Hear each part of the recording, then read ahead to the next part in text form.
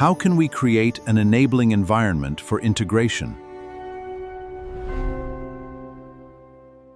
Sir, पहला सवाल है कि how to create an enabling environment for overseas Muslim community to integrate into local Western society.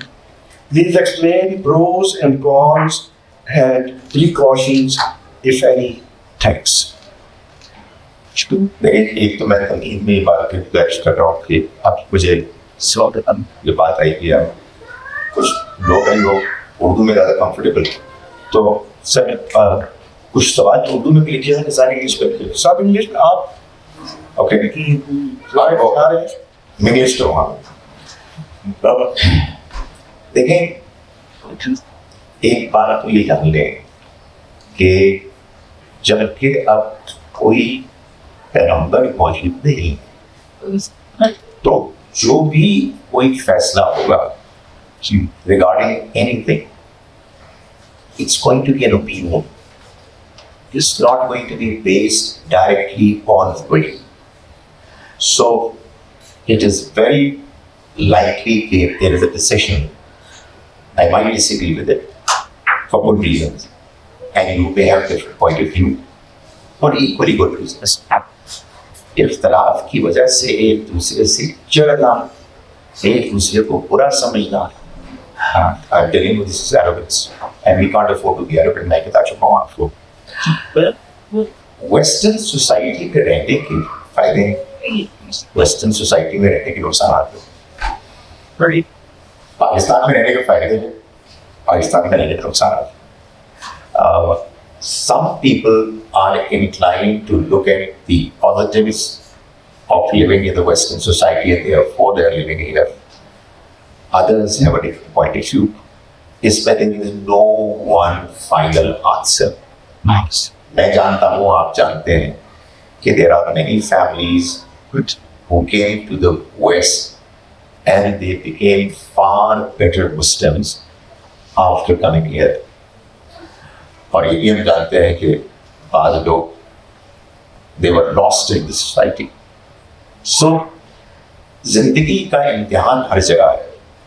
हमारे मुल्क में unfortunately we know that there is corruption, people tell lies, people deceive,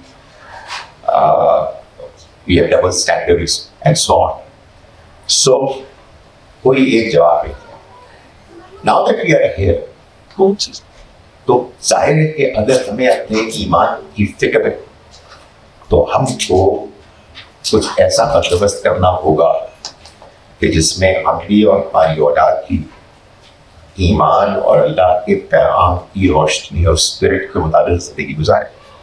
उसमें ज़ाहिर है तरीन चीज़ तो ये है कि हमारी अटैचमेंट मस्जिद के साथ होनी चाहिए.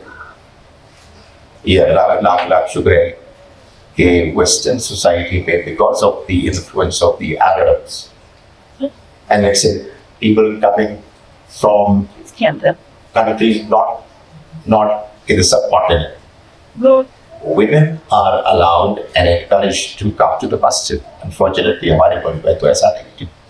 So, you know, masjid is a place where you all go and say our prayers and find an environment which is conducive for nurturing faith, ईमान और अच्छे आमाल और दीनी उसूलों के बारे में गुफ्तगू का एक माहौल होता है. लेकिन इसके अलावा हमें अपने प्रोग्राम्स करने चाहिए कुरान मजीद को समझने के लिए. क्लासेस होनी चाहिए जिसमें हम खुद भी शामिल हो, बच्चों को हम अट्रैक्ट करें जितना मुमकिन है. ऑनलाइन क्लासेस होती है, मैं चंद ऑनलाइन क्लासेस लेता हूँ. बाज़ ऐसे बच्चों के साथ भी थे जो दीन से बिल्कुल दूर हो गए. हम अपनी इसी कोशिश ही कर सकते हैं कि can try as best as we can. बाकी नतीजा तो अल्लाह के हाथ में. और मेरा ये ख्याल है कि if I am not wrong, Faisal Malik साहब का यहाँ आने का असल में सिर्फ मकसद ये भी है कि वो भी इसी तरह की एक नाम की दावत पे हम सब जी इंशाअल्लाह کچھ ذکر میں نے پہلے بھی کیا تھا. ہمارا یہی کیونکہ کور آبجیکٹو ہمارا تعلیم و تعلم ہے, ہمارا ارادہ یہی ہے کہ ہم اس کور آبجیکٹو کو نہ چھوڑیں, نہ چھیڑیں, نہ چھوڑیں. اور جو اس وقت ہمارا جو پروگرام بن رہا ہے وہ یہ ہے کہ انمول اکیڈمی والے جو ہے وہ منتھلی بیس پہ, میں بھی منتھلی اور میں بھی اس سے فریکوینسی کچھ آگے پیچھے ہو سکتی ہے, کم از کم منتھلی بیس پہ ایک قرآنک اسٹڈی سرکل کا اجرا کریں گے.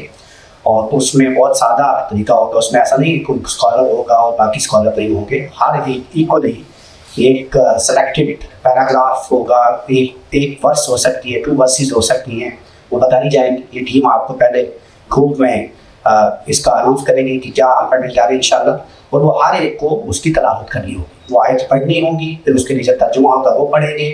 2 یا 3 ترجمے, جیسے آمدی صاحب کا ترجمہ ہے, مولانا مودودی کا ہے, امین حسن اصلاحی کا ہے, اس طرح ہم کمپیریٹیو اسٹڈی کے لیے 2-3 ترجمے پڑھیں گے. جیسے ایک گروپ ہے فار ایگزامپل 15 لوگوں کا, تو سب وہ 2 آیتیں پڑھیں گے, سب لوگ پڑھیں گے, اور اس کے بعد جب پڑھ چکیں گے تو پھر اس پہ اپنی انڈرسٹینڈنگ کریں گے کہ میری اس آیت کے بارے میں انڈرسٹینڈنگ کیا ہے, پھر دوسرے کی کیا. اس میں وہ خاص طور پہ اسٹار رکھنا 2 باتوں کا. اگر آپ اجازت دیں تو میں کل ویسے بھی بتا چکا ہوں, لیکن میں 2 باتیں یہاں بھی ریپیٹ کر دیتا ہوں. نمبر 1 یہ کہ دس از ناٹ یور جورسڈکشن کہ آپ نے دوسرے بندے کو کنونس کرنا ہے اپنی انڈرسٹینڈنگ پہ. آپ کو اپنی انڈرسٹینڈنگ, جو بھی آپ اس آیت کی انڈرسٹینڈنگ, اس پہ دوسرے کو کنونس کرنے کی ضرورت نہیں ہے آپ کو, ٹھیک ہے. ایک بات ہو. دوسرے یہ کہ اگر آپ کی کسی دوسرے کی انڈرسٹینڈنگ سے اختلاف ہے تو اس کے بارے میں بھی آپ کو بہت ہی اچھے انداز میں زیادہ سے زیادہ آپ یہ کر سکتے ہیں کہ آپ اس پہ کوئی کوشچن لگا سکتے ہیں کہ اگر آپ ایسا ہے تو پھر ایسے کیسے ہے, بس. تو اس سے آپ اس کے اندر انشاءاللہ اس اسٹڈی سرکل. ہمارا مقصد بنیادی طور پہ, جیسا میں نے پہلے بھی عرض کیا تھا, سبھی میرا جواب لمبا ہونے جا رہا ہے, لیکن میں مختصراً آپ کو بتاؤں کہ ایک تو دو اسٹیجز ہیں ہمارے ادارے کی. ایک تو وہ اسکالرلی لیول پہ جو کام کر رہی ہیں, جیسے کہ عامدی صاحب ہیں, ان کے ساتھ ایک پوری ٹیم ہے, وہ ڈاکٹر خالد زئی ہیں, شہزاد سلیم صاحب ہیں, یہ لوگ ہیں, یہ اسکالرلی لیول پہ کام کر رہے ہیں.